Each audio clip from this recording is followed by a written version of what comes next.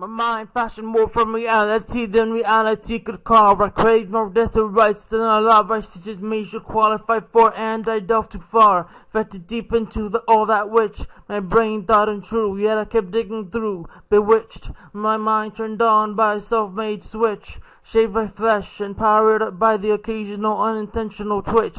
And ever since I felt less than human for having let my own humanity win over me. Then giving in, I caught on to my benevolence and learned of who I truly was.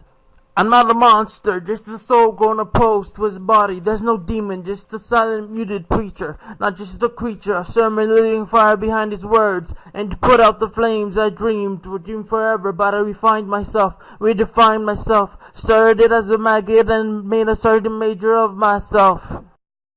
I discharged myself for several murders, the slaughtering of my own mind, for the fear that I may lose myself, become blind, and slay my own kind. I caged myself, became an animal, and enraged myself, as voices that never knew me tried to give me choices that I knew I would regret.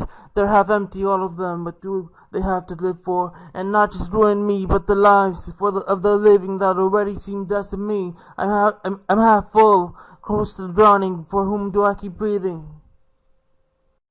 But I knew you were alive. I knew there was a way to revive the child I once was. Growing up is not to grow to die, but to suffer just enough to toughen up the child you once were and still keep that which kept you wild. It was then that I realized I could command an army of myself. I didn't have to suffer on my own. I could share my insanity, teach with my modesty, cause I wasn't born with creativity. It was born by me, and it grew with my age. And by the way, what's with all the me's, my's, and I wouldn't be anyone if not for them.